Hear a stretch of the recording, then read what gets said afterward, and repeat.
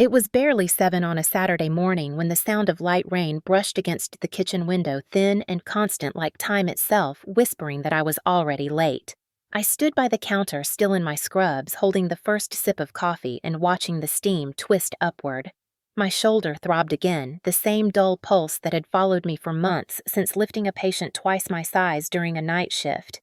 Today was supposed to be the day it finally changed. I had waited 6 months for a single appointment with the orthopedic specialist who might tell me if I would ever sleep without pain again. I had marked the date in red on my calendar, the only red thing that ever meant something to me in this house. From the garage came the familiar blend of motor oil and metal. Then Dad's boots, slow, heavy, deliberate, echoed through the hallway before his voice did. He never said good morning. He just filled the doorway like he owned the air in it and said, "Cancel your doctor appointment. Drive your brother to the car show." The words landed like orders, not requests. Behind him came Ethan, 24, grinning under his Mustang Club jacket, the one with gold stitching on the sleeve. His hair was wet from a quick shower, his face smug with caffeine and confidence. He carried his travel mug like a trophy. I blinked, not sure I heard right. "Drive him where Castle Rock Fairgrounds," Dad said. "He's got to be there by 9. "You'll tow the Mustang." My truck was the only one in the family with a hitch bought with my own money. I set my mug down slowly. "He can drive himself." Dad's expression hardened. "He can't. His license is suspended. You're towing the Mustang." The word hung there, suspended like an accusation I wasn't supposed to repeat. "He got a DUI, I reminded him quietly. "Maybe he shouldn't even go." Dad's head jerked up as if I'd spat on the flag. "Don't talk about your brother like that. He's worked too damn hard for this." "Worked hard doing what?" "Pretending to have sponsors while I pick up extra shifts to pay bills he never even sees." Ethan smirked, leaning against the fridge. "Guess she's still mad from last time." The phrase sliced through me. Last time. I looked at Mom. She stood by the stove in her robe, stirring eggs she wouldn't eat, eyes fixed on the pan like the heat might swallow her whole. She didn't move, didn't speak. Silence was her signature. Dad stepped closer, close enough that I could smell the faint trace of whiskey beneath the toothpaste. His voice dropped. "Keys. Now. No." It came out before I could stop it, 2 letters cutting through the thick air. The kitchen went still. Even the bacon stopped sizzling. Dad's jaw flexed, that tiny twitch he got before every explosion. "You think your appointment matters more than family pride? No. It matters more than your control." The slap was so fast it felt like thunder before lightning. My coffee flew from my hand, splattering across the counter and tile. My head snapped sideways. For a split second, the world went white. My shoulder slammed into the cabinet's corner, a burst of pain so sharp it blurred my vision. I heard the mug shatter before I hit the floor. Then, silence. Pure, unbroken silence, except for the hiss of bacon burning. Ethan sighed, almost bored. "Guess I'll be late now." Mom dropped her spatula, one hand rising to her mouth. Her eyes stayed dry. She had long ago run out of tears for me. Blood welled in my mouth, warm and metallic. The coffee mixed with it on the floor, brown and red puddles at my knees. Dad lowered his hand like he had completed a task on his to-do list. "You'll regret talking back to me," he said, voice flat. I pushed up slowly, body trembling, shoulder screaming. He loomed over me, waiting for surrender apology, anything to feed the control he craved. I met his eyes instead. "I hope you're proud," I said, voice steady even as my lips split. He blinked, uncertain whether it was defiance or madness. Ethan laughed softly. "Whatever, Dad. I'll take an Uber." "You're not wasting money on that," Dad snapped. "She'll drive you when she calms down." I turned away, moving through the narrow hall that smelled like damp wood and regret. My reflection in the mirror startled me, the swelling on my cheek already forming his handprint ghosted there. Behind me, his voice thundered again.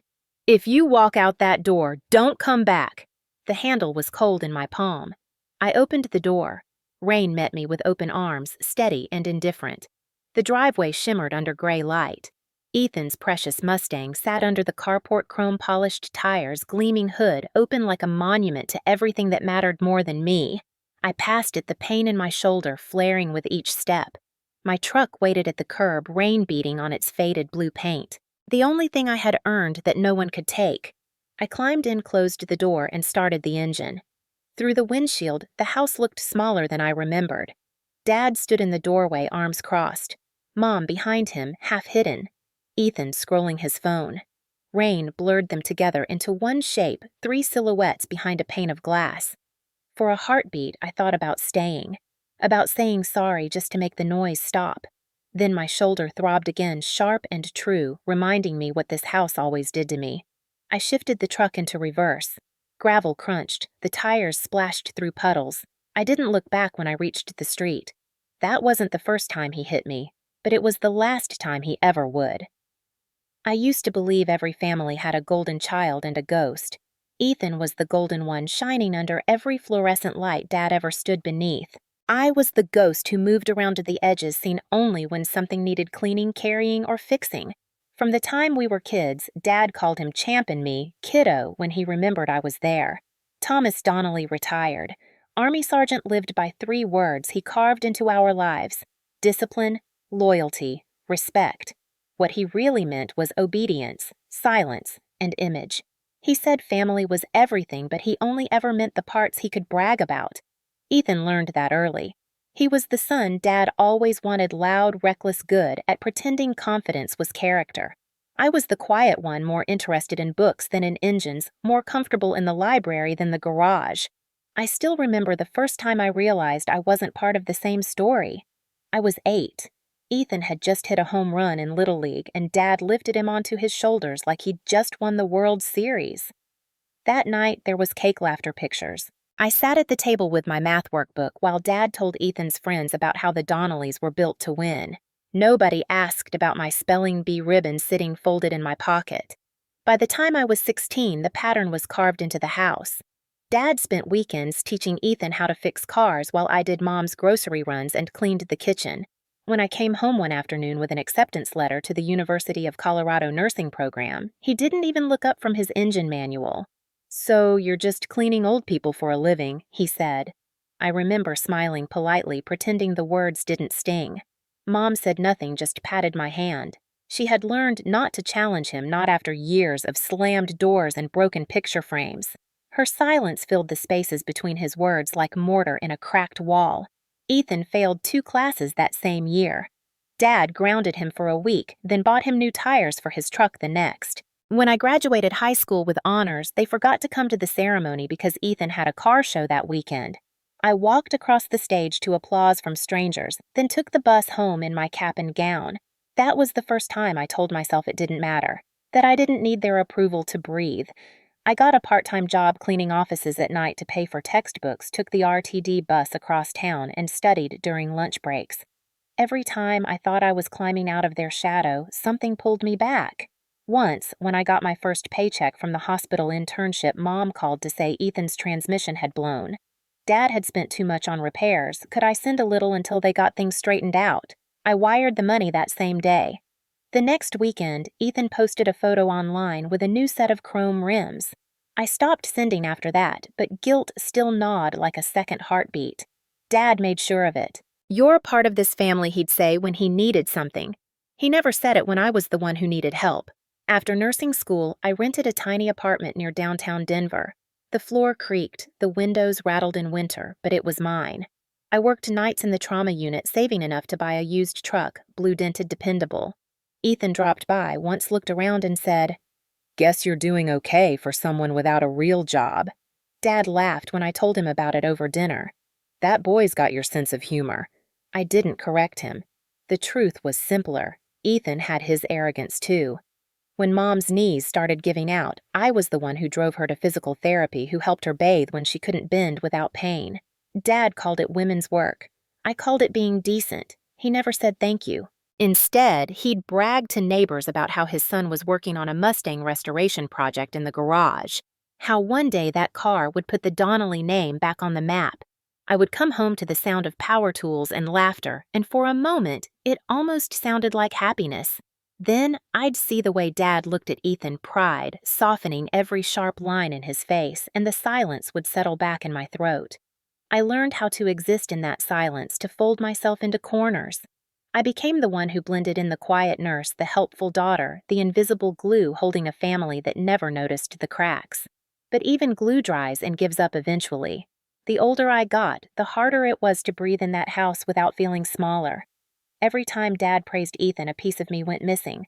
Every time Mom looked away, I swallowed another apology that wasn't mine to make. Ethan was 20 when he totaled his first car after drinking. Dad called the cop who'd coached his little league team and got the charge dropped.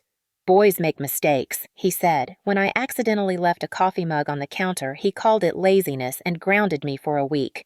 The difference was always clear. Ethan's mistakes were human. Mine were moral failures. I learned to hide my anger in plain sight behind a polite smile and careful tone. I thought distance would protect me. Moving out, getting married, building a life that had nothing to do with them, it was supposed to be the cure. But even miles away, their voices lived in the back of my skull. Then came the divorce, the hospital bills, the call from Mom saying she needed help after surgery. I told myself going back home would be temporary just until she could walk again. I ignored the dread that coiled in my stomach the moment I saw the house. The same cracked driveway, the same flag on the porch, the same smell of gasoline leaking from the garage. Ethan's Mustang sat gleaming under the carport red paint, shining like new blood. Dad waved from the doorway like nothing had ever happened, like I had never spent my childhood trying to earn a fraction of the love he threw at my brother. That first night back, I lay in my old room staring at the ceiling. Through the floorboards, I could hear the faint hum of the garage lights and Ethan's laughter mixing with Dad's. Same as it ever was. For years, I had believed my family's cruelty was the price of belonging. But that morning in the kitchen, when the slap landed and the coffee spilled, I realized it wasn't belonging at all. It was captivity disguised as loyalty. I was never their shadow by choice. They made me one, and soon I would stop being invisible. I told myself it would only be for a few weeks, just until Mom recovered from her knee surgery, just until I found another apartment closer to the hospital. That was the lie I repeated the day I moved my boxes back into the house on Maple Drive, the same beige suburban box I had spent most of my life trying to escape. The driveway was still cracked in the same place, weeds pushing through like stubborn memories. The flag Dad hung after his retirement from the Army still fluttered beside the porch light, edges frayed but proudly there, just like him. He stood in the doorway when I pulled up, arms folded across his chest, wearing the same flannel shirt he had worn for 20 years. "You could have called first," he said. "I did," I answered. "Mom asked me to." He grunted and turned away. Inside, the house smelled of coffee motor oil and lemon cleaner. The walls were lined with framed photos of Ethan high school baseball first car, local paper clippings about his YouTube channel. There wasn't a single photo of me past the age of 12. My room was exactly as I'd left it, except smaller somehow, like the walls had closed in to make space for his trophies. The pink wallpaper I'd hated as a kid still peeled at the corners. A twin bed, an old desk, and a dresser that creaked when I opened it. Mom appeared in the doorway, moving slower than I remembered, her right leg stiff from surgery. I brought her a hug and groceries, but she smiled like she was embarrassed to take either. "I'm sorry you had to come back," she whispered. I told her it was fine. It wasn't. At night, the house hummed like a machine that wouldn't turn off. The refrigerator buzzed. The ceiling fan clicked. The garage light stayed on until midnight because Ethan used it like a second home. He and Dad spent hours out there tuning engines and laughing at things I couldn't hear. It was the same sound from my childhood pride echoing through thin walls while I lay awake unseen. During the day, I worked 12-hour night shifts at Denver General Hospital. The trauma unit never really slept. People came in broken and bleeding, and I was good at putting them back together. Maybe too good. Healing others was easier than fixing what was broken in me. When I came home in the mornings, the garage door was usually open, Ethan blasting music while filming for his car vlog. His channel had a few thousand followers, mostly local guys who liked watching him rebuild old engines. He called it Drive with Ethan as if that meant something. He talked into the camera with the kind of confidence he never earned. Dad stood behind him sometimes, nodding proudly like a stage parent. When he saw me walking up the driveway, he'd call out, "Smile, Rach, you're on camera." I'd keep walking. They never asked how my night shifts went, how many people died on my watch, or how much my shoulder burned after 10 hours of lifting. At dinner, they talked about Ethan's upcoming sponsorship deals and the new Mustang part Dad ordered online. I barely said 10 words. When I mentioned the throbbing pain in my shoulder, Dad said, maybe if you didn't baby it so much, it would toughen up. I stared at my plate until the words blurred. Mom's silence filled the gaps again. She stirred her mashed potatoes like she was trying to disappear into them. The worst part wasn't their cruelty. It was the predictability. Every word, every sigh, every gesture was rehearsed a play we'd all agreed to keep performing. The only difference was that this time I wasn't a kid. I had seen too much blood, too much suffering in the hospital to pretend that what happened here was normal.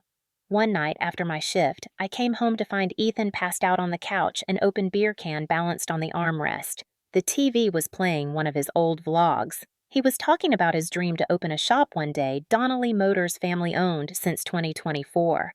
I turned off the TV and started picking up the beer cans scattered across the floor.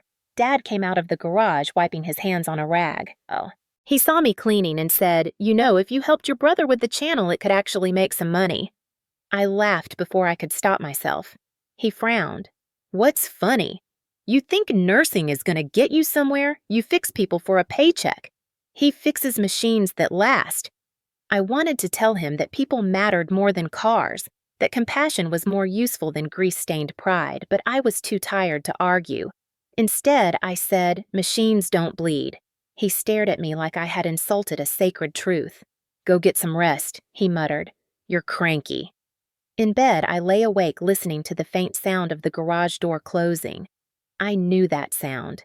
It was the sound of them shutting me out again. Weeks passed in slow motion.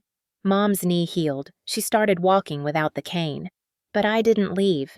Not yet. Something in me wanted to see if things could change, if Dad could look at me once without disappointment. Instead, things got worse. Ethan's channel grew. Local car magazines mentioned him as an up-and-coming influencer.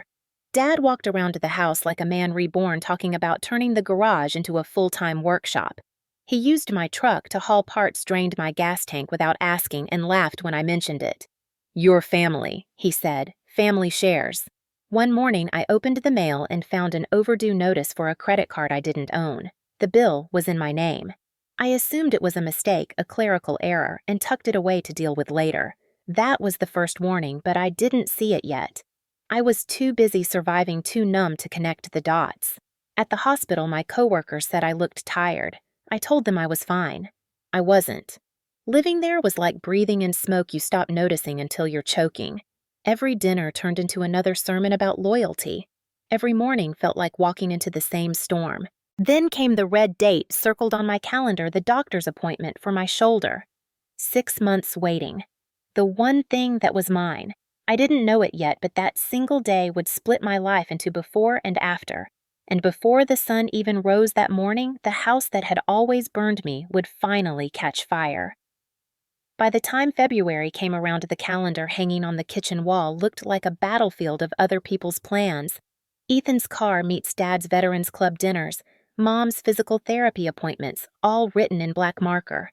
My one red circle glowed in the middle of it, a single bright wound in a sea of obligations. February 17th, my doctor's appointment at 7:30 a.m., the only date that mattered to me.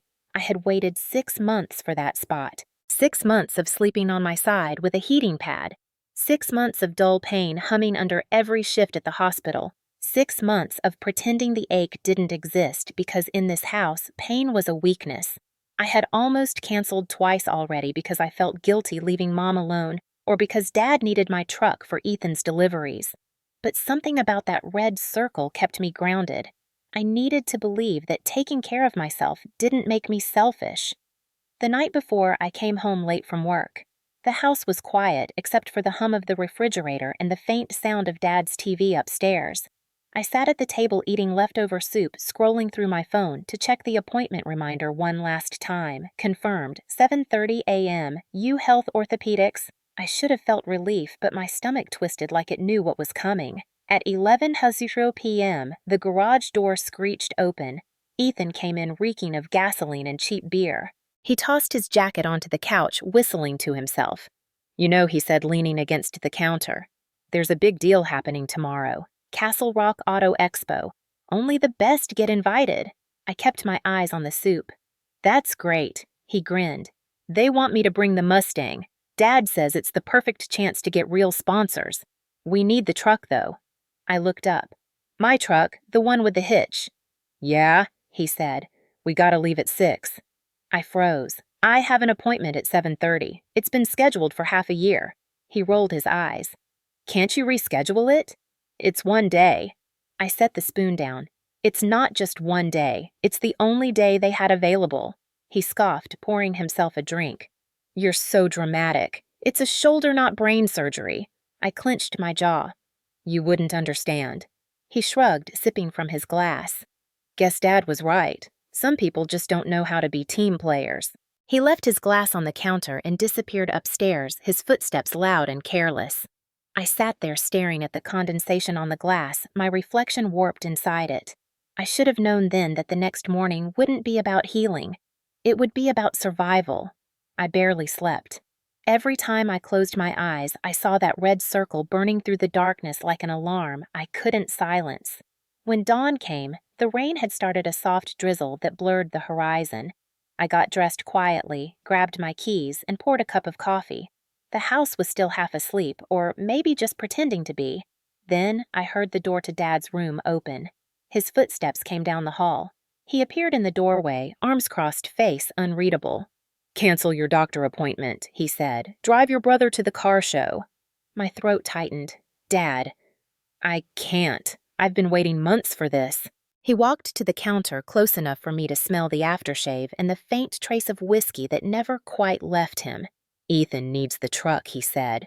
You'll tow the Mustang. I stared at him. He can't even drive. His license is suspended. Maybe he shouldn't be going at all. Dad's eyes flashed. Don't talk about your brother like that. He's worked too hard for this chance. I felt my pulse rising. He worked hard drinking and posting videos online while I paid your bills. You think that's the same as working hard?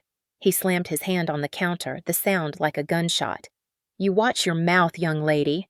I'm not a kid anymore, I said. You can't order me around like I'm still living under your roof. He leaned closer. You are living under my roof. My voice came out steady even though my hands shook. Not for long. For a moment, neither of us moved. The rain outside hit harder, drumming against the window like a warning. I could hear Mom upstairs, her footsteps hesitant, then fading. Ethan came down the stairs with his duffel bag slung over one shoulder, earbuds incompletely detached from the tension. You guys ready? He grinned, like this was just another morning. I turned back to the counter, grabbed my phone, and saw the red calendar reminder glowing on the screen. 7:30 a.m. I took a breath. No, I said. I'm not driving him. Dad turned slowly, his voice low and shaking. What did you just say? I said no. The word echoed in the kitchen, sharp and final. Ethan pulled out one earbud, smirking. You sure you want to start this right now? Dad's going to... He didn't finish. The slap came out of nowhere, the same as it always did. Swift, practiced, inevitable. My coffee hit the counter, splashing across the tiles. The sound of porcelain cracking filled the silence that followed. I stumbled back, hitting the edge of the cabinet with my shoulder. Pain shot through me like electricity. For a second, I thought I might black out. When my vision cleared, I saw Dad's hand still raised, his eyes wide, but unapologetic. He exhaled, lowered his hand, and said, You'll regret talking back to me. Mom appeared in the doorway, her face, pale mouth, trembling. She didn't speak. She just stood there clutching the doorframe like it was the only thing holding her up. Ethan looked between us, smirked, and muttered, Guess I'll be late now. That was it. That was my breaking point, the moment when the red circle on my calendar stopped meaning hope and started meaning war. I didn't cry. I didn't shout. I just stood there staring at the stain of coffee spreading across the floor and realized this house would never change. The rain outside grew heavier, tapping against the windows like applause for a tragedy. I picked up my phone, my bag, and the car keys. Dad's voice followed me down the hallway. If you walk out that door, don't come back. I opened the door without turning around. The cold air hit my skin, fresh and merciless. The Mustang sat gleaming under the carport, every drop of rain sliding off its perfect paint. My truck waited at the curb, the one thing that had never betrayed me. I got in, started the engine, and looked once at the house through the rain. 3 figures behind the glass. Dad's rage, Mom's silence, Ethan's indifference, all blurring together. I shifted into gear and drove away, leaving them with their perfect car and their broken pride. The appointment reminder still glowed on my phone screen, bright red and steady. I pressed my shoulder against the seat, wincing at the pain, and whispered to no one, "I'm keeping this one." The morning I left, everything smelled like burnt bacon and gasoline. The 2 scents had always defined that house, one belonging to Mom, the other to Dad. I sat at the kitchen island with a steaming mug of coffee, trying to breathe past the ache in my shoulder. Rain trickled down the window in thin silver lines streaking through the reflection of the fluorescent light above me. My bag sat by the door, already packed. All I had to do was finish my coffee drive to the appointment and finally take care of myself for once. I was not planning to fight anyone that morning, but Dad woke up angry, like he could smell rebellion in the air. I heard his boots thump down the stairs, slow and deliberate. He appeared in the doorway, still in his undershirt, gray hair, slicked back, face set like stone. "Keys," he said. "Now." I didn't look up. The coffee was too hot, and I wanted to finish it before I left. "You can tell Ethan to take a cab," I said calmly. "I have to go." He stepped closer, the floorboards creaking under his weight. "You heard me. Keys." His voice was sharp, cutting through the hum of the refrigerator. I finally looked at him. His eyes were bloodshot, and I could tell he had been drinking the night before. "You think your appointment matters more than your brother's future? He's got sponsors waiting for him, Rachel. That show could change everything." My jaw tightened. "It's not my job to make his dreams happen. It's my turn to be taken care of." He slammed his hand against the counter, making the mug tremble. "Don't you start with that attitude. You're still under my roof. You'll do what I say." The sound of his hand hitting the counter made Mom flinch from the stove. She was cooking breakfast she would not eat, flipping bacon with shaking hands. Ethan wandered in wearing his Mustang Club hoodie, earbuds dangling around his neck. He looked like he hadn't slept, eyes half closed but smug. "Guess she's still mad from last time," he muttered. "Last time." The words hit like a ghost. I turned to him. "You still think it's funny, don't you?" Ethan raised an eyebrow. "Hey, if you'd just done what Dad said, we wouldn't be doing this again." Dad glared at me. "You done disrespecting this family, no," I said. Just getting started." For a split second, the room went still.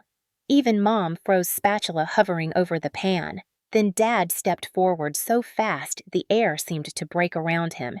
His face twisted into something I barely recognized. "You think you can talk to me that way in my house?" I said.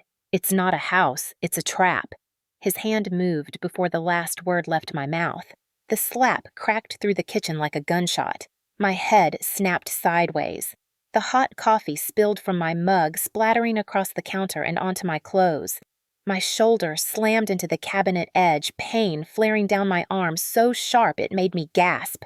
I stumbled backward, the floor tilting under my feet, the air thick with smoke from burning bacon. I tasted blood and coffee, warm and metallic. Mom gasped but didn't move. Ethan exhaled through his nose like he'd been expecting it. The sizzling from the pan filled the silence. Dad stood over me, chest-heaving eyes still full of rage. "You'll regret talking back to me." I pressed my hand to my cheek. It burned under my palm. I felt something shift inside me, something that had been cracking for years, finally snapping in half. I straightened slowly. My voice came out flat and steady. "No, you'll regret it." He blinked like he hadn't heard right. "What did you say?" I said. "You'll regret it." My shoulder screamed when I moved, but I didn't care. Ethan chuckled, leaning against the counter. "Relax, Dad. She's all bark." I turned to him. "You're a coward hiding behind someone else's anger." His grin faltered for the first time. Dad's hand twitched like he was deciding whether to hit me again. I didn't give him the chance. I stepped back, grabbed my bag from the chair, and walked toward the door. Mom's voice cracked behind me. Rachel, please, don't go out like this. I stopped long enough to look at her. Her eyes were wide and wet, but her body didn't move. She never moved. I said softly, "You could have stopped him a long time ago." She flinched her hand, tightening on the spatula like it was a lifeline. I walked to the door. Behind me, Dad shouted, "If you walk out that door, don't come back." I said, "Fine, then don't look for me when you need help." The screen door creaked open and cold air rushed in. Outside, the rain had turned heavier, washing the driveway in a thin layer of mud and reflections. The Mustang sat under the carport chrome wheels, catching the gray light. My truck waited at the curb engine, still damp from the night's storm. I walked straight to it, every step sending pain through my shoulder. My face throbbed with each heartbeat. I slid into the driver's seat, gripping the steering wheel hard enough that my knuckles whitened. My hands shook. I turned on the wipers. Through the blur, I could see Dad standing in the doorway, Ethan beside him, both of them silhouettes behind the rain. Mom hovered in the shadows, one hand pressed to her mouth. I thought about how many times I had left this house before and always came back. Not this time. This time, the red mark on my calendar wasn't just an appointment, it was an exit. I put the truck in reverse. The tires rolled through puddles, splashing against the curb. The garage light flickered behind me, a single orange glow swallowed by the storm. As I pulled onto the street, I caught one last glimpse of them in the mirror, blurred shapes fading behind the rain. For the first time in my life, the silence didn't feel like surrender. It felt like freedom, even if it hurt to breathe. I whispered to myself, almost laughing through the pain. That's it. That's the last time. The last time he ever lays a hand on me. The drive to the hospital felt longer than usual, though I had done it 100 times before for other people. That morning, every mile stretched like a bruise. Rain blurred the edges of the road, the wipers squeaking in rhythm with my heartbeat. I kept one hand on the steering wheel and the other pressed lightly to my shoulder. It hurt to breathe. The slap had left a sting across my cheek, but it was my shoulder that screamed every time I shifted gears.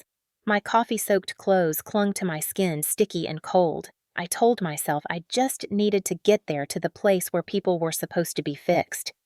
UHealth Orthopedics sat on the corner of University and 12th, a building of gray glass and steel that always smelled faintly of antiseptic and rain. I pulled into the parking garage at 7:10 a.m., 10 minutes before my appointment. My hands were trembling when I took the ticket and slid it into the visor.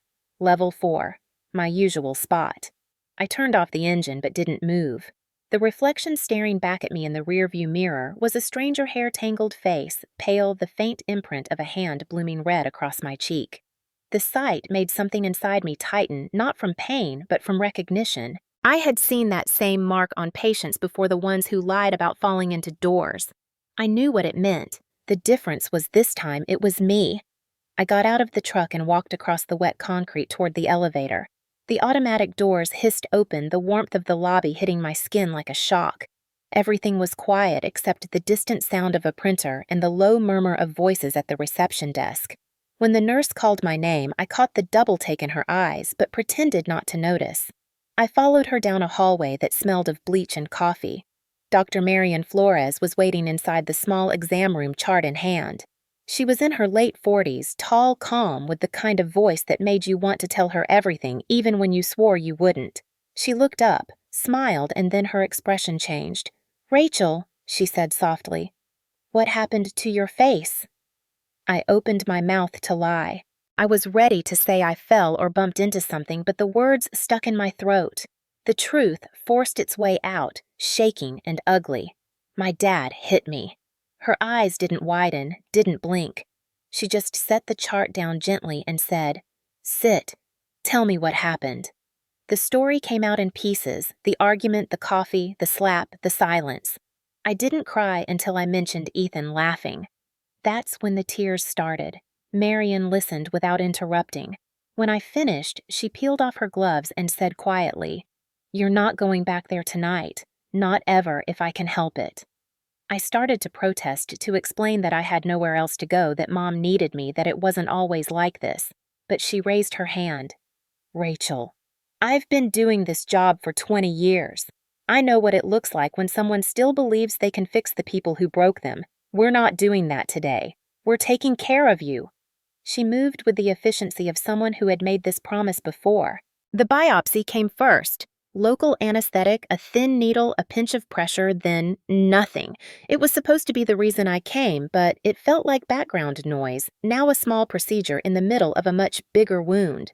When it was over, she pressed a small bandage under my jaw and said, "Results in 5 to 7 business days. But the rest of you needs attention too." Her tone left no room for argument. I nodded. She handed me a fresh set of hospital scrubs to change into and a paper cup of water. My hands were still shaking when I took it. She stepped out to make a few calls, and for the first time all morning I was alone. The silence was heavy but not cruel. I looked around the room, white walls, a poster about rotator cuff injuries, a sink still dripping. My own reflection in the stainless steel faucet looked small but alive.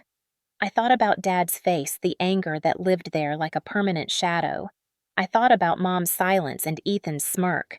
And for the first time, I didn't feel guilt. I felt clarity. Marion returned 15 minutes later holding her car keys. "I've got a guest room," she said matter-of-factly. "You'll stay there until we figure out what's next." I opened my mouth to refuse, but she stopped me with a look that could cut through excuses. "Don't argue. I've seen what happens when people go back after the first hit. We're not doing that." There was something so firm, so unshakable in her tone, that it left me no choice but to obey. I followed her to the nurse's station where she filled out a short incident report and quietly instructed the charge nurse to document the injuries for insurance purposes. When we left, the rain had eased to a drizzle. Marion's car was an old silver Subaru that smelled faintly of peppermint gum and coffee. She turned on the wipers, glanced at me once, and said, "I'm not going to ask you any more questions tonight.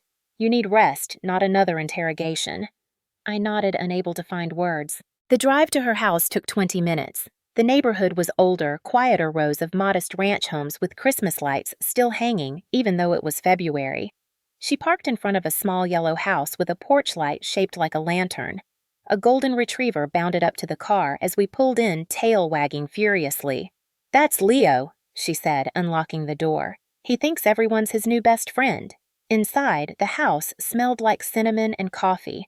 There were books stacked on every table, a framed photo of a woman in military uniform on the mantel, and a blanket folded neatly over the couch. She handed me a towel, a sweatshirt, and a glass of wine. "Sit. Breathe. You're safe here." I wanted to argue again to say I didn't deserve kindness from a stranger, but the words wouldn't come. My body was too tired, my soul too hollow. I sank into the couch. Leo rested his head on my lap as if he'd been waiting for me all along. For the first time that day, my breathing slowed. The rain against the windows sounded softer now, almost gentle. I stared at the faint outline of the bandage under my jaw in the reflection of the TV screen and whispered, "Hospital again." But this time, maybe for the right reasons. That night, I didn't dream. For the first time in months, maybe years, I actually slept. When I woke up, the light coming through the guest room curtains was pale and kind, like it had been filtered through mercy. The room smelled faintly of lavender and coffee. A quilt patterned with sunflowers covered me from the waist down, and Leo, the golden retriever, was curled up near my feet, snoring softly. For a few seconds, I didn't remember where I was. Then the faint ache in my shoulder and the tender sting on my cheek reminded me. Marion's house. Safety. The word still felt foreign, like something borrowed. I sat up slowly, wincing when my shoulder protested. Someone had left a small tray on the nightstand, toast, scrambled eggs, a bottle of water, and a folded note in neat cursive. "Eat. I'm at the hospital till noon. Leo will guard you. M." I smiled, despite myself. It was the kind of gesture Mom used to make when I was a kid before the years hardened her into silence. I ate slowly, not because I was hungry, but because I didn't want the moment to end. The food was warm. The quiet was warmer. When I finished, I wandered through the small house. Everything about it felt deliberate and calm. There were plants in every corner, succulents, herbs, and a tall fiddle-leaf fig near the window. Family photos lined the hallway, Marion in a lab coat, Marion in hiking gear, Marion standing beside an older woman who looked like her mother, both smiling under a giant oak tree. In the living room, a shelf was filled with medical books and novels with spines cracked from use. I stopped at one framed picture on the mantel. A younger Marion stood in military fatigues beside a group of women in uniform, all grinning in the desert sun. There was something about her eyes, sharp, watchful, yet kind. No wonder she knew how to read people like open charts. I sat down on the couch, absently scratching Leo behind the ears. He leaned into me with a sigh that sounded too human. I whispered, "You've got it good here, huh, buddy?" His tail thumped twice in agreement. Around 10, my phone buzzed on the coffee table. It was a message from Mom. "Call me, please." The screen filled with 3 unread texts from Dad, before that all short, all venom. Ungrateful. Don't come back. Your brother's embarrassed. My stomach twisted. For a long minute, I just stared at the messages, then put the phone face down. I wasn't ready. Maybe I never would be. The quiet in the house deepened. Outside, the rain had stopped and sunlight filtered through the blinds, cutting stripes across the wooden floor. I picked up one of the books on the shelf when the body says no. Fitting, I thought. I read until the front door opened. Marion came in still in scrubs, her hair pulled back into a neat bun. "You're awake," she said, smiling as she hung her jacket. "How's the shoulder?" "Better," I said. "Sore but manageable." "And the rest of you?" I hesitated. "Numb." She nodded, not surprised. "That's normal. The body always catches up before the heart does." She poured herself coffee, then gestured toward the table. "Sit. Let's talk." I followed her into the kitchen. She handed me a mug and sat opposite me, elbows resting on the table, eyes steady. "I used to be you," she said quietly. "Different house, same story." I blinked. She continued, "My stepfather was a sergeant, believed fear was respect. My mother thought silence was safety. I thought if I just worked hard enough I could earn peace. It doesn't work that way." She took a sip of coffee. "You can't heal in the same place that hurt you. That's not weakness, it's biology." Her words sank in, slow, like medicine. I stared into my cup, watching the ripples settle. "He's my dad," I said finally. "I keep thinking maybe he's not your responsibility," she interrupted gently. "Blood doesn't excuse cruelty." I felt my throat tighten. "You sound like you've said that before." "To patients," she said, "and to myself." For a while, neither of us spoke. The only sounds were the ticking of the kitchen clock and Leo's nails clicking softly on the floor. Then Marion said, "I filed the injury report under your name. They'll log it as workplace-related trauma for now, just to keep your records clean until you decide what to do." I nodded slowly. "Thank you." "You don't owe me thanks," she said. "You owe yourself a plan." I looked up. "A plan, yes. Not revenge, not forgiveness. Just direction." That word stayed with me long after she left to shower. I sat in the guest room again, the late morning sun painting soft patterns across the quilt. I thought about direction. For years, mine had been dictated by other people. Dad's orders, Mom's guilt, Ethan's needs. I realized I didn't even know what my direction looked like, but the idea that there could be one felt like oxygen. Later that afternoon, Marion came back into the living room carrying 2 glasses of red wine. "You look like you're thinking too much," she said, handing me one. "Guilty," I admitted, "thinking about what comes next." She clinked her glass against mine. "Good. That means you're not stuck anymore." We talked for hours that evening about her years in the military, about her mother, who finally left her abuser at 60, about how healing is rarely a straight line. At one point, I asked, "When did you stop feeling angry?" She smiled sadly. "When I stopped needing them to understand." I looked down at my scarred hands. "That might take me a while." "Then take it," she said. "You've got time." The rest of the night passed in a haze of quiet comfort, Leo dozing between us, the rain returning in soft waves against the roof, the fire crackling low. For the first time since I could remember, I didn't flinch at sudden sounds. I didn't brace for footsteps. I just breathed. When I went to bed, Marion stopped me at the doorway. "You did the hardest part already," she said. "You left." Her voice was steady but kind, the kind of tone that makes truth easier to bear. I smiled faintly. "Then why does it still hurt?" "Because pain doesn't care." "If you're right," she said. It just wants to be felt. I went to bed with those words in my head. As I lay under the sunflower quilt, Leo stretched out beside me, and I realized this house didn't just feel safe, it felt possible. For the first time in my life, I could imagine a future that didn't begin and end with survival. I whispered into the dark, "I'm still here," and the words didn't sound broken anymore. It started with a simple question, the kind that shouldn't have changed everything. Marian and I were sitting at her kitchen table 2 mornings later. I was filling out the insurance paperwork for my shoulder when she leaned over, squinting at the form. "You sure this is your only credit card?" she asked. "It's what I use for groceries and gas," I said, sliding it toward her. "Why?" She tapped the form. "Your claim history shows multiple accounts under your name. Different banks, different numbers." I frowned. "That's impossible. I only have one." She didn't respond right away. She got up, grabbed her laptop, and started typing. "Let me check something." Her fingers moved fast, the soft clicks filling the silence between us. Leo wandered over and laid his head on my lap. The screen's blue light reflected in Marian's glasses as she navigated through the insurance portal, pulling data I didn't know existed. She muttered, "Okay." Auto-linked accounts, authorization patterns, billing addresses. Then she stopped. Her face went still. "Rachel," she said slowly, "you have 7 open credit lines, all with your name and social security number." I laughed, a sharp, nervous sound. "That has to be a mistake." She turned the screen toward me. There it was in black and white, Rachel Donnelly. 7 credit accounts total balance, $82, $430. "I don't even make that much in a year," I whispered. "Who would?" And then I stopped. I didn't have to ask. I knew.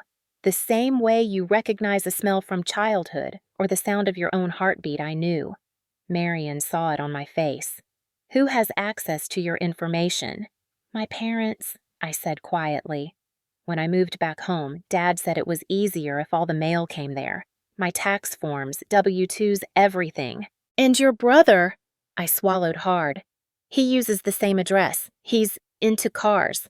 Always buying parts online, ordering tools, booking travel." He's your authorized user," Marian finished. "Probably on at least one of these." She leaned closer, scrolling. "Here, see this line? It says Ethan Donnelly co-user." My stomach turned. He's been using my name to open credit cards. "Not just using," Marian said. "Abusing. Look at these purchases. AutoZone, Advanced Performance Parts, PayPal transfers to car show vendors, $2. $600 here, $1 or $100 there. They're not hiding it, they're just assuming you'd never look." I stared at the list of transactions. Each one was like a snapshot of his life. Tires, gas, hotel stays in Phoenix and Vegas, custom paint services, a car detailer in Castle Rock that charged $1,800 for premium ceramic coating. My name was on every receipt. My credit was the foundation of his little empire. "This can't be legal," I said, my voice barely a whisper. "It's not," Marian replied. "It's identity theft. And if your parents helped wire fraud." I put my hands to my face. "Oh my God." "Breathe," she said softly. "We're not letting them bury you under this." She reached for her phone and dialed someone. "Karen, it's Marian. I've got a situation. My patient's family has been using her identity for years." "No, I'm not exaggerating. Can you come over?"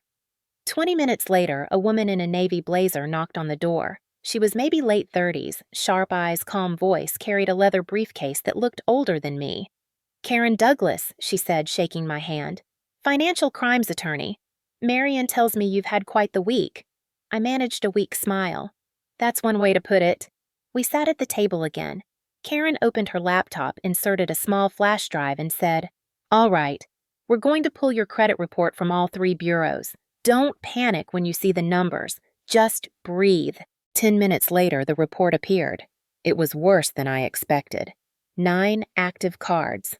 1 closed by the bank due to delinquency.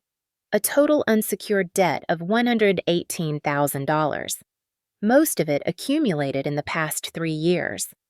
Every address matched my parents' house. They used my social security number, I said. Karen nodded. They also used your signature. See this? It's scanned from a permission slip, probably something you signed years ago. They've been photocopying it. The room started to spin. I felt sick. Marion placed a steady hand on my shoulder. Stay with me, she said quietly. You need to hear all of it. Karen clicked to the next screen. These accounts line up with your brother's car show dates, gas receipts in Colorado Springs, hotel bills in Arizona, flights to Vegas for Auto Performance Week, even a payment to an influencer management firm for his YouTube channel, $1 and $200 monthly subscription under your name.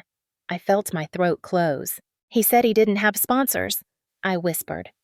That's because you were his sponsor, Karen said.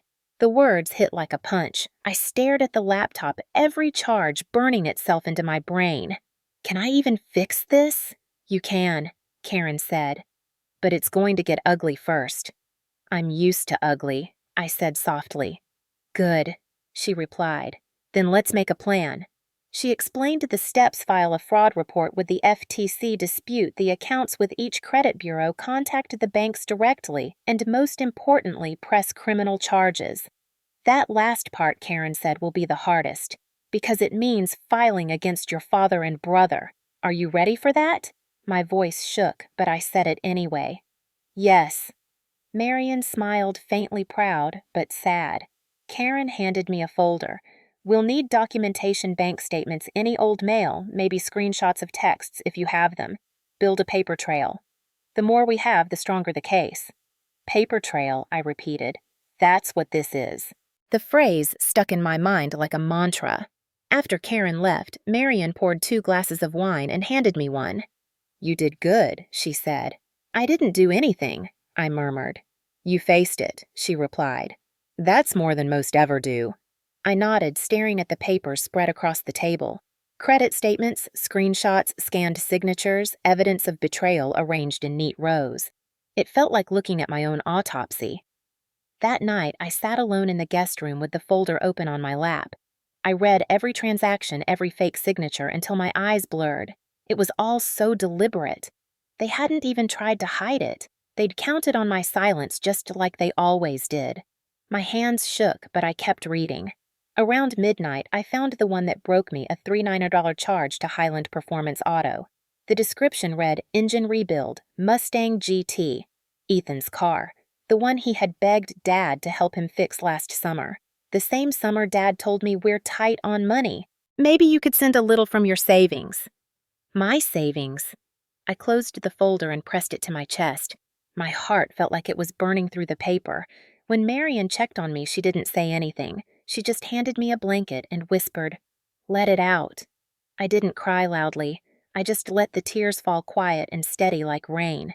By morning, I had made a decision. I walked into the kitchen where Marion was making coffee. "I'm going to the FBI," I said. She didn't blink. "Good, but first we call Karen. She'll walk you through it." I nodded, my voice steadier than I felt. They took everything from me. My credit, my name, my peace. I'm taking it back. Marion smiled, sliding a mug toward me. "That's the spirit." Leo wagged his tail as if he understood. I looked at the folder again and thought, this is where it begins. Not the revenge, the reckoning. By Monday morning, the anger had crystallized into something cold and sharp. It wasn't rage anymore, it was focus. Marion drove me downtown to meet Karen at her law office on 17th Street, a narrow space between 2 coffee shops with frosted windows and a brass plaque that read, "Douglas and Shields Financial Crimes," the kind of place you'd miss if you weren't looking for it. Inside smelled like fresh paper and peppermint. Karen greeted us with her usual calm precision, a pen already in her hand. "You ready to make this official?" she asked. "Yes," I said. My voice didn't shake this time. She slid a form across the table, a sworn affidavit of identity theft. My name printed neatly at the top, the same name my family had turned into a credit machine. I signed it slowly, each stroke of the pen heavier than it should have been. When I finished, Karen smiled faintly. "Congratulations. That's the first nail in the coffin." She turned to Marion. "We'll need copies of the hospital report and the photo of the bruising. The more physical evidence we have, the easier it'll be to prove coercion." Marion nodded. "Already emailed?" Karen glanced at me again. "This will move fast once we file. Are you ready for that? I thought about Dad's voice telling me I'd regret standing up to him. I thought about Mom's silence, Ethan's smirk. I'm ready. Karen walked me through the steps like a drill sergeant. First, file a complaint with the FTC to establish a national fraud record. Second, submit a criminal report with the Denver FBI field office. Third, prepare evidence for the U.S. Attorney's Office in case the investigation went federal. She explained how identity theft crossed state lines when purchases were made online, which meant this wasn't just a family issue, it was federal crime territory. I felt a strange calm settle over me as she talked. For once, there was structure. Law, order, accountability. Karen handed me a flash drive. Everything's copied here, your credit report statements, the signed forms. Do not lose this. It's your weapon. I took it carefully like it might burn. What happens now? I asked. Now, she said, we make noise. That afternoon, we went to the FBI Denver field office, a gray monolith of concrete and security glass. The air inside was sterile, humming with quiet authority. Karen flashed her attorney badge, and a young agent with cropped hair led us to a small interview room. His name was Agent Miles. Early 40s, polite expression, unreadable. He started the recorder, clicked his pen, and said, Ms. Donnelly, tell me everything. So I did. I told him about the cards, the forged signatures, the purchases, the family dynamics, the slap, the years of manipulation, the blind loyalty that had kept me quiet. He didn't interrupt, didn't even blink. When I finished, he said, We'll need hard evidence to move this up the chain. You're giving us probable cause for financial fraud and identity theft across state lines, but to build a federal case, we need to connect the funds. Karen slid a thick binder across the table. You'll find transfers from Richard Donnelly's construction company to the same vendors who processed the fraudulent charges. Wire fraud, tax evasion, it's all there. Agent Miles flipped through the pages, nodding. This is clean work. You've got yourself a case. My hands tightened around the edge of the table. How long will it take? Depends, he said. Could be weeks, could be months. But if we move quick, they'll never see it coming. I exhaled slowly. Good. When we left the building, the air felt lighter, as if I had handed over part of the weight I'd been carrying my whole life. Marion drove in silence for a while before saying softly, You realize what you've done, right? You've declared war on your family. They started it, I said. I'm just finishing it. Over the next 2 weeks, the investigation built momentum like a storm gathering strength. Karen coordinated with the IRS Criminal Division and the Postal Inspection Service. Every transaction my family had made, every forged signature, every mailed statement, every dollar wired for Ethan's car parts became a breadcrumb leading straight back to them. Marion helped me organize everything at her kitchen table, turning the house into a temporary command center. There were piles of statements, photos of receipts, digital files of emails that Dad had sent from his company address. He'd even used his work email to approve Ethan's sponsorship applications listing my social as co-signer. Every time I found another piece of evidence, it felt like pulling a nail from my own skin. One night around 1 to 1 a.m., I looked at Marion and said, How do people do this to their own blood? She didn't look up from the folder she was labeling. Because they don't see you as blood. They see you as access. The following Monday, Agent Miles called. We have enough, he said. We're drafting warrants for identity theft, wire fraud, and tax evasion. We'll coordinate with the U.S. Attorney's Office. Expect movement soon. Movement, I asked. What kind of movement? Search and seizure, he said. We'll hit them early. Make it quiet, but visible. I could almost hear the smirk in his voice. People like your father hate nothing more than losing control in front of an audience. I smiled for the first time in days. Then make sure there's an audience. On Friday morning, Karen met us at the courthouse to file the final affidavit. The marble floors echoed under our steps. As I signed the last page, I caught my reflection in the glass wall, pale, tired, but standing straight. Marion squeezed my shoulder. You're doing the right thing. It doesn't feel good, I said. It's not supposed to, she replied. Justice rarely feels good at the start. That afternoon I went for a walk alone through downtown Denver. The sky was pale blue, the air sharp with late winter wind. I passed families laughing outside coffee shops, couples holding hands, people who didn't know what it meant to fear your own home. I envied them, but I also felt something new, a quiet certainty that I was finally out of the cage. When I got back to Marion's, Karen was waiting with her laptop open. "It's official," she said. "Warrant signed. They moved Tuesday at 8 a.m. I sat down, hands trembling. "That's it. That's it," she said. "Once the FBI acts, it's public record. There's no undoing it." I stared at the screen at the digital seal of the U.S. Attorney's Office. My father's name, my brother's, my mother's listed as co-conspirator, a family tree rewritten as a criminal indictment. "How does it feel?" Marion asked quietly. I thought about it. "Like standing outside during a thunderstorm," I said. "You know lightning's about to hit, but you're not afraid anymore." She nodded. "Good, because once the first strike lands, everything changes." That night, I couldn't sleep. The wind rattled the windows, rain tapping softly against the roof. Leo lay by the bed, his breathing slow and steady. I watched the red light on the smoke detector blink in the dark and thought about the last time I saw my father's face, angry, righteous, untouchable. Soon, that face would be in a mugshot. The thought didn't bring joy. It brought peace. I closed my eyes and whispered, "Let it come."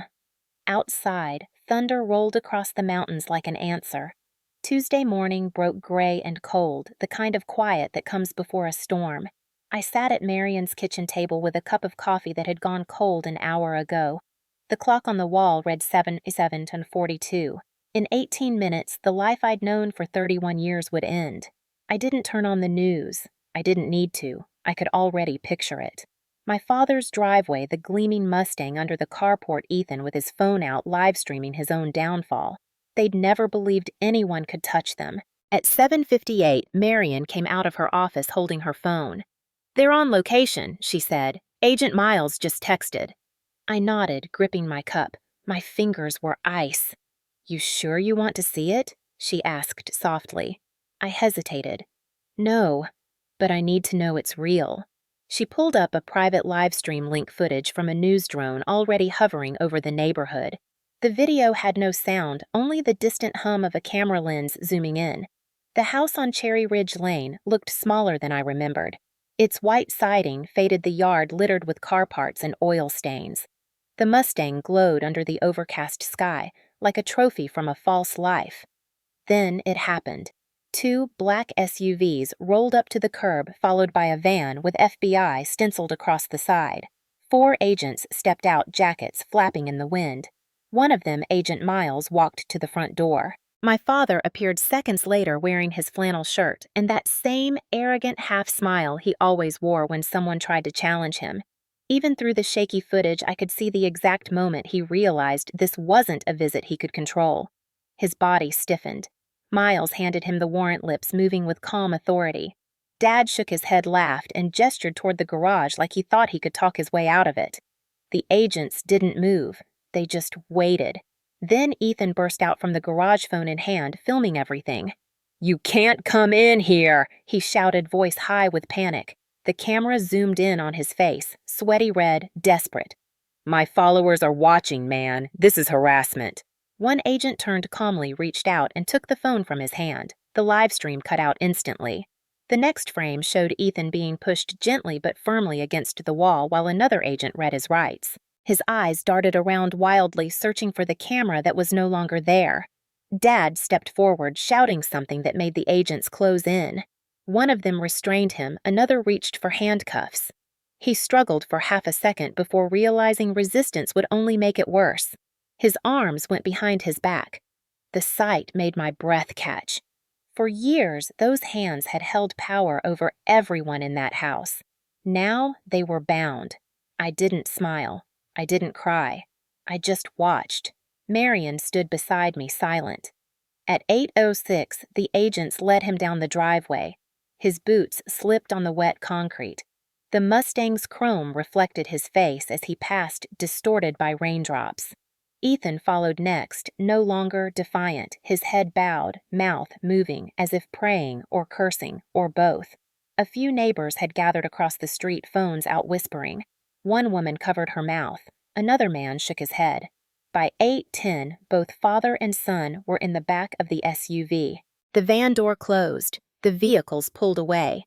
The house stood there still and hollow, the carport light flickering in the wind. "It's done," Marion said quietly. I stared at the screen until the image blurred. "No," I said. "It started." She nodded.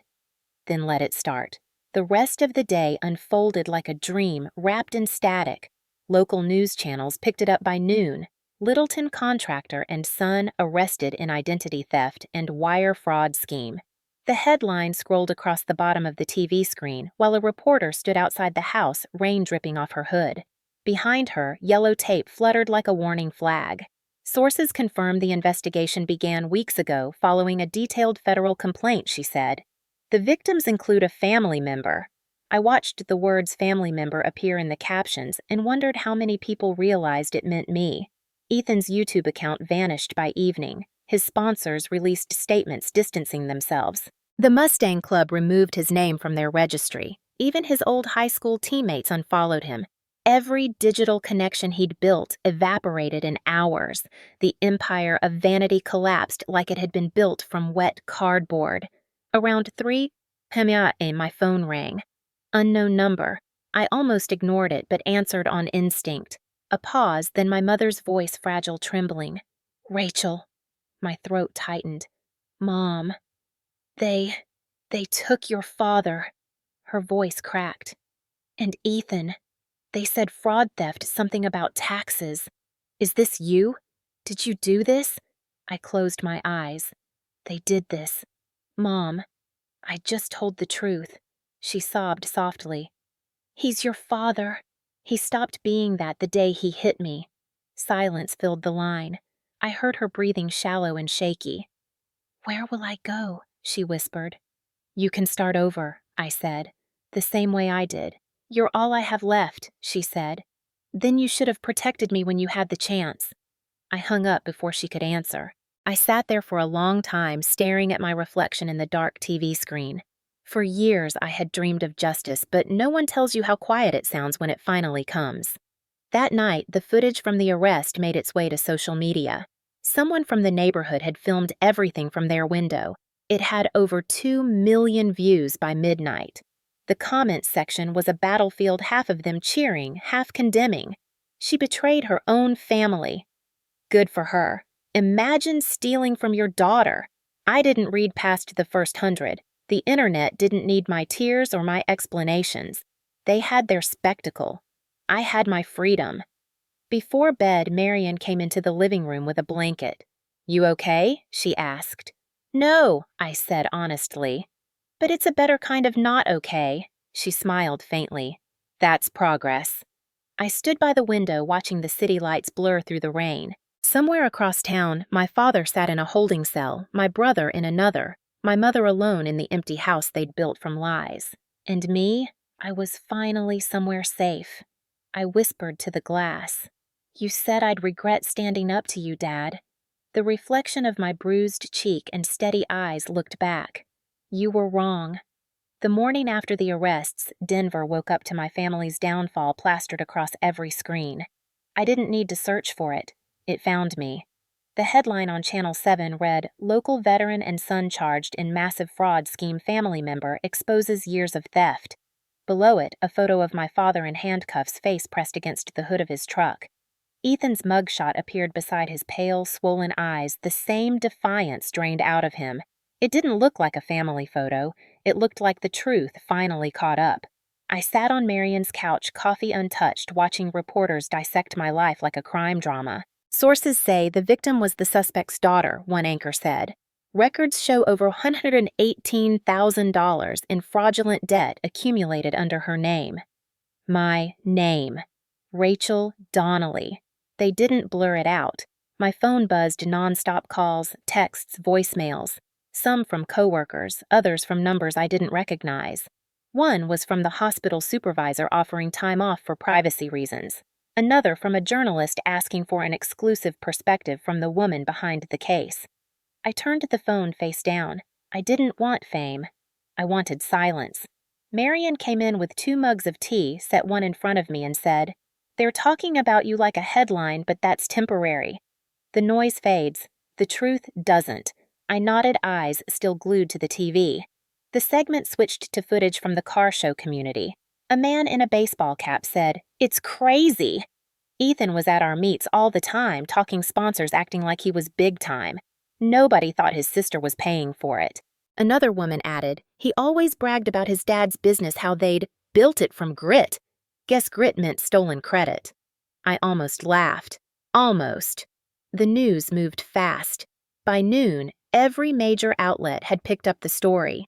Even ESPN mentioned it during a local sports recap, calling Ethan a rising influencer in the car modification scene, now under investigation. His online followers dropped by the thousands per hour. The comments on his old videos were ruthless screenshots of his arrest spliced with clips of him bragging about hard work. I didn't watch them, but Marion did. "They're tearing him apart," she said. "Are you okay with that?" I thought for a long moment. I don't know if okay is the word, but I'm not sorry. Around 2, my mother called again. I didn't answer. She left a voicemail, her voice hollow. "He keeps asking for you. He says you can fix this. Rachel, please. The neighbors are watching. Reporters won't leave. Everyone's saying horrible things." I deleted it. There was nothing left to fix. By evening, footage from the arrest had hit 2 million views online. The video was everywhere on TikTok, Twitter, Facebook. The captions ranged from "justice served" to "another fake perfect family exposed." My inbox filled with messages from strangers. Some offered sympathy. Others accused me of betrayal. One said, "How could you do this to your own father?" I didn't reply to any of them. They didn't know the smell of burnt bacon and gasoline that haunted my childhood. They didn't know what it felt like to live under the same roof as a ticking bomb. Around 7, Marion muted the TV and said, "You should eat." I realized I hadn't moved all day. She reheated soup and set it in front of me. The smell of garlic and thyme filled the room. I managed a few bites. "You know," she said, "people think exposure brings closure." It doesn't. It just changes the shape of the pain. "Then why doesn't it feel better?" I asked. "Because you haven't rebuilt yet," she said. "Demolition always comes first." That night, I went online for the first time in days. The front page of the Denver Chronicle featured a still from the footage Dad's face as the handcuffs clicked shut. Underneath, the Donnelly double life family fraud scandal rocks, suburban Colorado. The article quoted federal officials confirming multiple charges: identity theft, wire fraud, tax evasion. They mentioned the courage of the whistleblower but didn't name me directly this time. I stared at the word courage. It didn't feel like courage. It felt like exhaustion. The comments under the story were a mix of outrage and pity. "Good for her. He deserves it. You can't steal from your own blood." Then one caught my eye. "She probably made it up. Family doesn't do that." I wanted to reply, "Family does worse." But I closed the page instead. Before bed, I checked my voicemail again. There was one new message from Ethan. His voice was low, hoarse, like he'd been crying. "You ruined my life," he said. "They're calling me a thief, a fraud. You could have talked to me. You didn't have to destroy everything." A pause. Then softer, "I didn't mean for it to go that far, Rach. I just wanted to make Dad proud." I stared at the phone, anger and sorrow twisting together. "You wanted his approval," I whispered to the empty room. "I just wanted peace." I deleted the message. At midnight, I stood by the window. Snow had started to fall, blanketing the street in quiet white. Somewhere downtown, my father was in a federal holding cell. My brother under pretrial supervision, my mother alone in the house that had become a crime scene. The Donnelly name, once a source of fear and false pride, now crawled across the internet like a warning. I thought about Dad's favorite saying, "family above all." He used to say it before hitting me, before justifying every cruel decision as discipline. Now I understood what it really meant: family above truth, above fairness, above me. Not anymore. I touched the fading bruise on my cheek and whispered, "Above all, I choose me." Behind me, Marion spoke softly from the hallway. "They're talking about you on the news again." I smiled faintly. "Let them." She stepped closer, her voice low and sure. You know what's coming next, right? The trial, I said. No, she said. The part where they realize the world keeps going without them. I turned back to the window, watching the snow fall thicker, quieter. For the first time in a long time, I felt nothing but stillness. Not relief, not revenge, just peace, carved out of ruin. The kind you don't get until you've burned everything that hurt you. It was a week after the arrests when she showed up. The doorbell rang just after sunrise. 3 short chimes, the same rhythm she'd used when I was a kid coming home from school. I froze in the kitchen halfway through pouring coffee. Marion was still asleep. Leo at my feet, tail wagging lazily. Through the window, I saw her mom standing on the porch in her old wool coat, eyes, red hands clutching something close to her chest. I almost didn't open the door, but guilt or maybe muscle memory made me turn the handle. "Hi, Mom." Her voice cracked. "Rachel." She looked smaller somehow, like the house had shrunk her. "Can I come in?" I stepped aside. She walked in carefully as if she were afraid to touch anything, the smell of her perfume faint lilac mixed with the scent of coffee and rain. She sat at the table without waiting to be invited. I poured her a cup, set it down, and waited. She stared into the steam for a long time before whispering, "He's not eating." My throat tightened. "Dad?" She nodded. "He won't talk to anyone, not even me. He says you destroyed us." I told the truth, I said quietly. "He destroyed himself."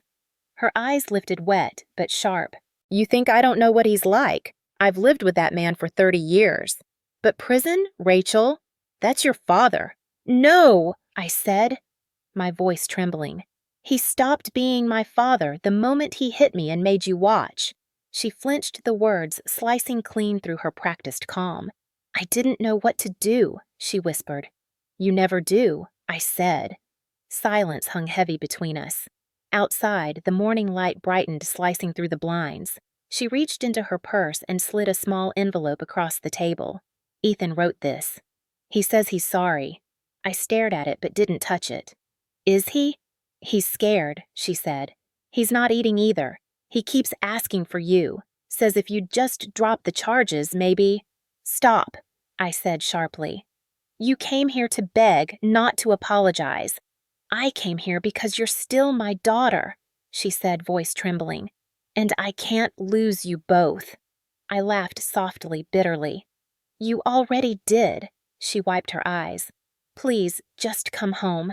We can fix this. The house feels empty. Reporters are gone now. Maybe there's no home left," I said. "You turned it into a museum for his ego and Ethan's lies." She gripped the edge of the table. "You don't understand. He's sick." "The stress his blood pressure." "You think that makes it okay?" I snapped. "He hit me, Mom. Again. And you stood there like a ghost." She looked down her shoulders, shaking. "I thought if I stayed quiet it would end faster. That's what you told yourself when I was 16 and again when I was 20. It never ended. You just got better at pretending it wasn't happening." Her lip trembled. "He wasn't always like that.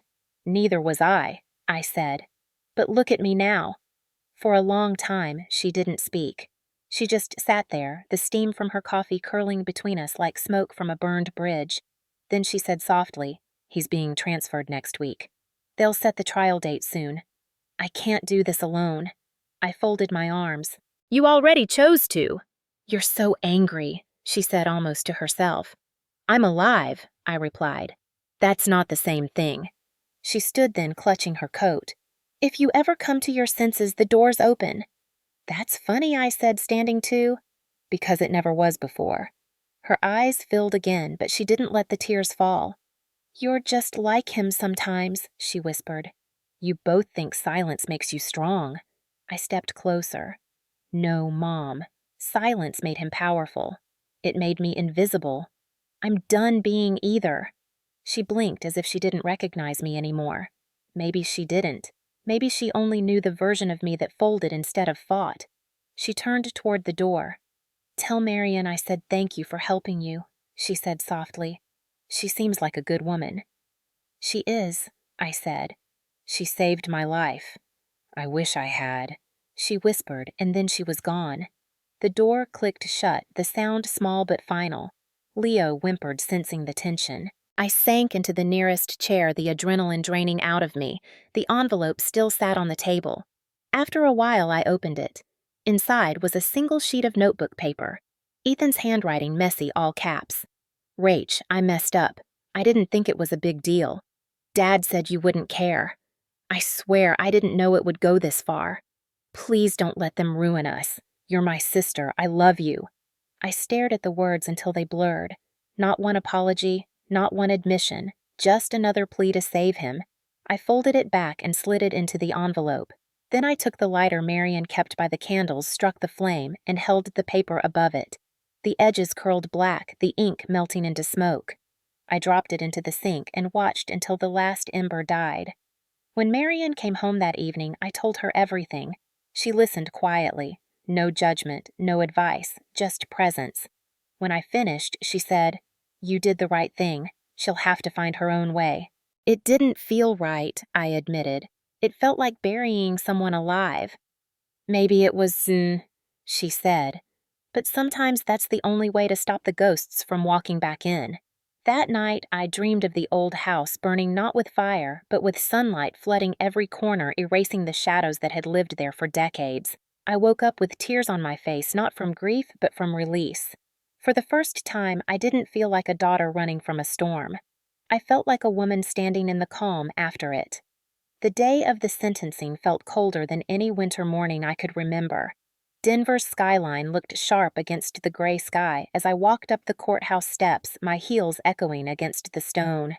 I wore a plain black blazer, hair tied back, no makeup. I wanted to be invisible, just another spectator, not the daughter of the man whose name filled every headline. Marion walked beside me, steady as always, her presence quiet but solid. Inside the federal courthouse smelled like polished wood and nerves. The courtroom itself was smaller than I imagined, intimate in a way that made everything more brutal. A few reporters sat in the back rows, notebooks ready, their pens poised to record the wreckage of a family. I took a seat near the aisle, the farthest from the defense table, but still close enough to see. When the bailiff announced "All rise," I stood with everyone else.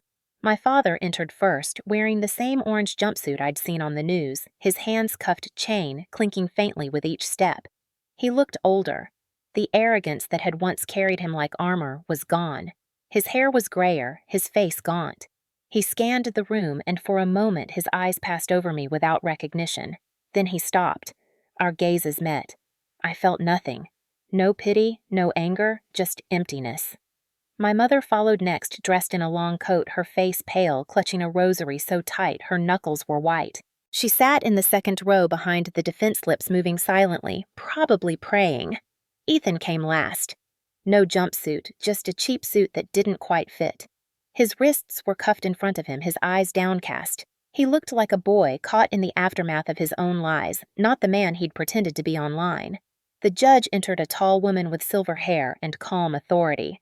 "Court is now in session," she said. The prosecutor stood first, presenting the charges in a voice that was steady, practiced, merciless. Richard Donnelly, 3 counts of aggravated identity theft, 2 counts of wire fraud, 1 count of tax evasion. Cheryl Donnelly, conspiracy and misprision of felony. Ethan Donnelly, adjudication withheld under diversion program for minors of prior record. Each word landed like a hammer. When the prosecutor began detailing the evidence, bank transfers, falsified signatures, fraudulent accounts, the air seemed to thicken. He displayed copies of the documents on a screen, each page carrying my name like a scar. Over $118,000 stolen over a period of 3 years, he said, all under the victim's social security number with clear evidence of family collaboration. I stared at those pages, remembering the nights I'd worked double shifts to keep my credit from collapsing, the mornings I'd woken up to Dad bragging about his son's future while my own was being buried under debt. When it was the defense's turn, their lawyer, a man with slick hair and a voice that oozed sympathy, tried to spin the story. "Your Honor, my clients acted out of misplaced love. Mr. Donnelly believed he was helping his son succeed. He never intended to harm his daughter. This was not malice. It was desperation." The judge's face didn't move. "Desperation does not excuse theft, counsel." Then she turned to my father. "Mr. Donnelly, do you have anything to say before sentencing? He stood slowly, chains rattling. His voice shook just enough to sound human. Your Honor. I made mistakes. I was trying to give my son opportunities I never had. I didn't mean to hurt my daughter. She misunderstood. The judge cut him off. You stole her identity and destroyed her credit. You assaulted her. You silenced her. Don't call that misunderstanding. He looked down, the act faltering. I'm ashamed, he said finally. I just wanted to give my family a better life. I felt a bitter laugh rise in my throat, but held it back. Better life. He'd built that life on my name, my exhaustion, my silence. The judge nodded once.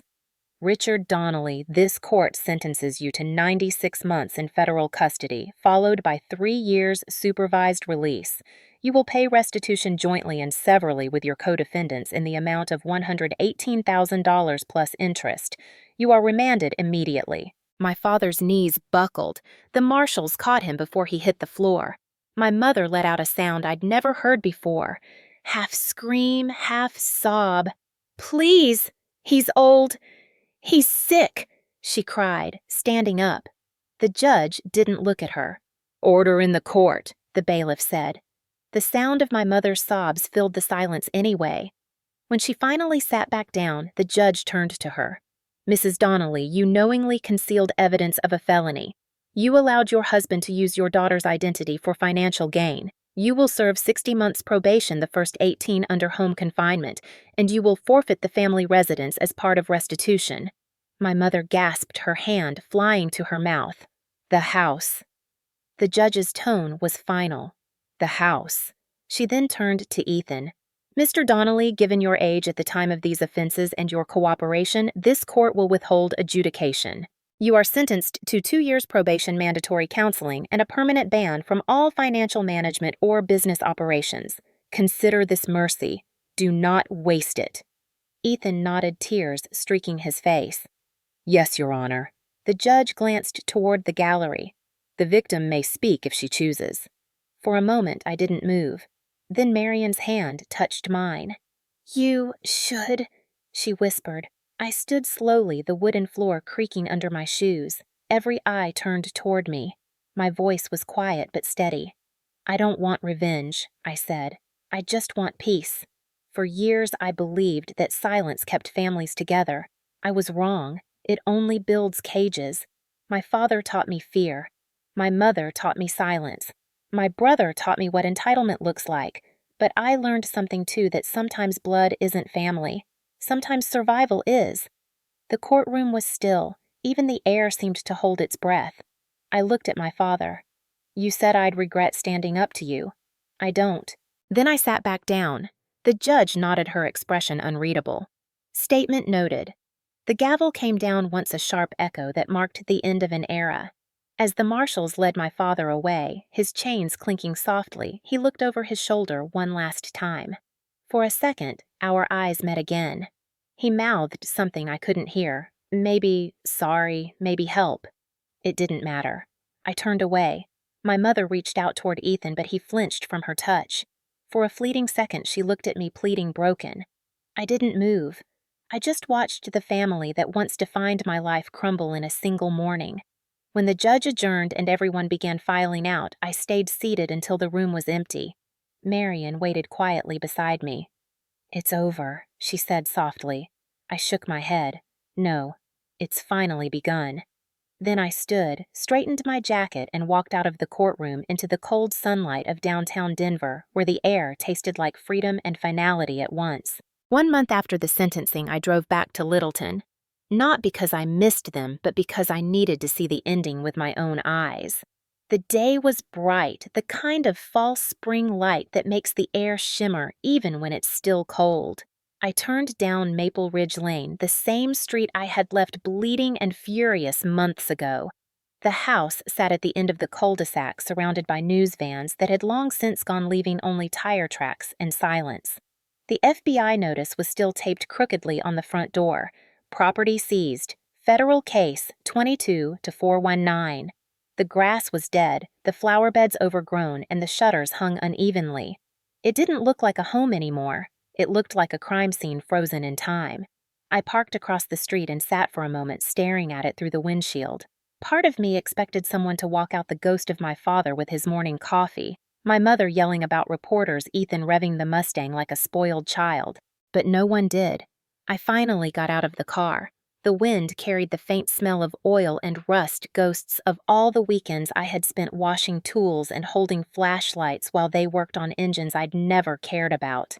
The driveway was empty except for dark stains where the Mustang used to sit.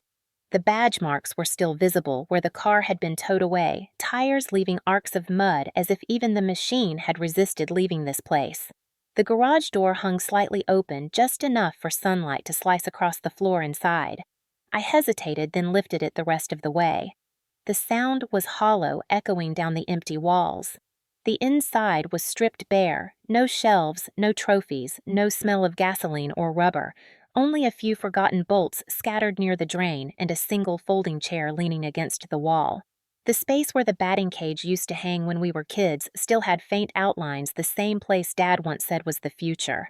I stepped inside the concrete cold beneath my shoes. Every step felt like walking through a memory. There was the corner where Dad once shouted at me for touching his socket set the workbench where Ethan carved his initials into the wood, the oil stain that never faded no matter how much Mom scrubbed. The ghosts were loud here, but not cruel. Just tired. I ran my hand along the wall, feeling the roughness of the chipped paint. Someone had spray painted over the old Donnelly Performance logo in black. The letters were still faintly visible beneath it like an erased name refusing to die. I stood there breathing in the quiet until the sound of footsteps startled me. A man was standing by the sidewalk holding a clipboard. He wore a dark jacket with the seal of the U.S. Marshals Service. "You Rachel Donnelly?" he asked. I nodded. "Just here to take photos for the auction," he said. "House goes up next week." "You family used to be," I said. He gave me a sympathetic look. "Hard to see it like this, I bet." "Not as hard as living in it," I replied. He nodded and went about his work, snapping pictures, jotting notes. I stayed in the garage, watching dust drift through the sunlight. When he left, I sat on the folding chair, the metal cold against my legs. I closed my eyes and remembered the last time I'd been here. Ethan tuning the Mustang music, blasting Dad, pacing barking orders.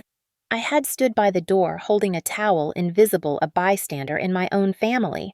Back then, this garage had felt like a kingdom I'd never been allowed to rule. Now it was a tomb, and I was its only mourner. I looked around once more. The air was different now, lighter, freer.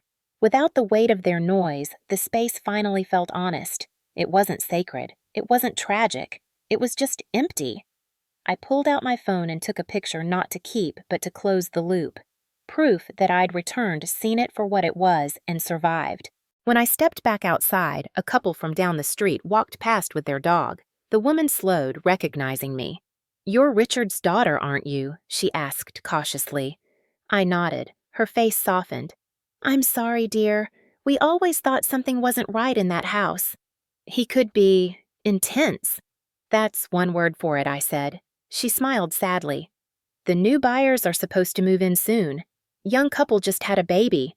Maybe they'll bring some light back here." I looked at the house, its windows reflecting the pale sky. "Maybe they will."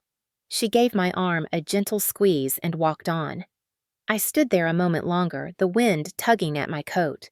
Across the street, the mountains glimmered faintly through the haze, distant and steady. I thought about how many nights I had stared at those same peaks through my bedroom window, wondering what it would take to escape. Now I knew. It took everything. I walked back to my car, opened the door, then turned once more toward the house. The front door creaked slightly in the wind, the sound soft and almost human. I whispered, "You don't own me anymore." The words vanished into the air, but left something behind inside me. A quiet relief, the final release of a story that had lived too long in my bones. As I drove away, I caught one last glimpse of the garage in my rearview mirror, sunlight spilling through the open door. The folding chair was still there, a lone witness to the rise and fall of a man who thought power was love and silence was loyalty. I didn't look back again. The road curved toward the highway, the mountains growing larger with every mile. I rolled down the window, letting the cold air rush in. It smelled of pine and distance and things that had survived the fire. For the first time in my life, I realized I wasn't running from something. I was driving toward peace. A year passed before I realized I no longer thought about the house every day. Healing didn't come like a sunrise. It came in fragments, slow, stubborn quiet. I bought a small bungalow in Boulder the following spring, a 1940s place with dark green siding, white trim, and a wraparound porch that smelled like cedar when it rained. The first time I turned the key in the door, I didn't cry. I just stood there in the stillness, listening to the echo of my own breath and thinking, this is mine. The first night the moving truck was late, so I slept on the floor with Leo curled against me. The moonlight slipped through the window and painted silver lines across the hardwood. I fell asleep without locking the door, not because I forgot, but because I wasn't afraid. By summer, the house felt alive. The garden in the back bloomed with lavender and rosemary. I planted them myself, hands in the dirt, the smell clinging to my skin. On weekends, I worked part-time at a rehabilitation clinic in town, a smaller place than Denver General, but quieter, kinder. My patients were older, their stories softer. I liked that. I liked hearing about second chances from people who had earned them. Sometimes, after long shifts, I'd walk the trail near Flatirons, the sun dipping behind the peaks, the air sharp and golden. Each step felt like shedding a layer of the past. I still had the small framed copy of my pathology report, the one that said benign thyroid nodule. It sat on my desk beside a photo Marion had taken of me and Leo on the porch. She came by often bringing coffee and stories from the hospital. "You finally look settled," she said one morning. "I think I am," I replied. "Strange, isn't it, to feel safe and not know what to do with it?" She laughed softly. "You'll figure it out. Peace can be its own project." We sat on the porch in silence after that, the mountains catching fire in the sunrise. For the first time, silence didn't hurt. It hummed like something alive. A month later, I got a letter from the Department of Justice. It wasn't unexpected, but it still made my chest tighten. Inside was a formal notice of restitution proof that the federal government had seized the Donnelly property and liquidated assets to pay back what was stolen. A check for a fraction of what I'd lost was enclosed, but it wasn't about the money. It was about closure written in legal ink. At the bottom, my father's name was listed as inmate number 54728, 109, FCI Inglewood. I stared at it for a long time, then folded the letter neatly and placed it in a drawer. That same afternoon, I drove to a nearby park and watched families have picnics, kids running through sprinklers, parents laughing. It used to hurt seeing things like that, people with families that didn't destroy them. Now, it just felt like watching a movie I'd finally stopped trying to be in. I thought about my mother sometimes. She had moved to Arizona after the sentencing, living with an aunt I barely remembered. She sent one letter a few months after the trial, a short apology that sounded more like a prayer. I never wrote back. Forgiveness wasn't denial, but it wasn't obligation either. Some things don't need an audience to end. Ethan tried to reach out through email once. The subject line read, "Please read." I did. It said he was working construction in Wyoming trying to start over. "I know you hate me," he wrote, "but I'm trying to be better. I hope you're happy." I deleted it. I didn't hate him. I just didn't owe him my attention anymore. One crisp October morning, I drove toward the mountains just as the leaves were turning. The air was thin and clean, carrying that dry sweetness of early fall. I stopped at a lookout point above the highway, the kind of place Dad used to take us when I was little. I remembered sitting in the back seat while he pointed out the peaks and said, "See that? That's freedom." Back then I believed him. Now I understood he never knew what it meant. Freedom wasn't the view. It was the act of getting there on your own. I took a deep breath, the cold air filling my lungs, and whispered, "I made it." Leo barked softly from the passenger seat as if agreeing. I laughed at the sound, startling in the open air. On the way back home, I stopped by a small coffee shop on Main Street. The barista recognized me from the clinic. "You look lighter," she said. "New beginnings suit you." "Yeah," I said, smiling. "Took a while, but they do." When I got home, the porch light flicked on automatically as dusk settled. I sat outside, mug in hand, watching the streetlights blink on one by one. Somewhere far away, my father was counting years, my mother counting regrets, my brother counting chances. And me, I was counting blessings. I thought about the girl who once drove away from that house with a bruise on her face and a folder full of debt. She didn't know peace was waiting for her at the end of a long road lined with mountains. I wanted to tell her she'd make it, that she'd learn how to breathe again, how to laugh again, how to sit in quiet without bracing for the next hit. The sky turned gold, then violet. I took a photo with my phone, just the porch, the coffee, the horizon. For a moment, it looked like something sacred. I posted it to my small private account with one caption: "Some mornings don't need forgiveness, just peace." I set the phone down and leaned back in the chair, the wood creaking softly. The air smelled like lavender and rain. Leo settled beside me, his head resting on my knee. I watched the first stars appear faint, but certain. I thought about all the things I'd lost, family, illusion, belonging, and realized none of them compared to what I'd found. Stillness, ownership of my own story, a name no one could use again. The past wasn't gone, but it no longer owned the narrative. I smiled to myself, whispering into the night.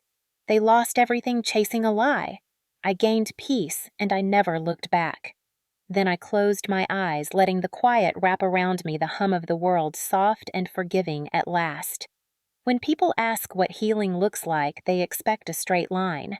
They imagine a sunrise, a perfect morning where everything broken is suddenly whole again. But for me, healing looked like coffee rings on my porch table bills paid with my own signature and quiet nights where no one raised their voice. It looked like a scar under my jaw that didn't need covering anymore.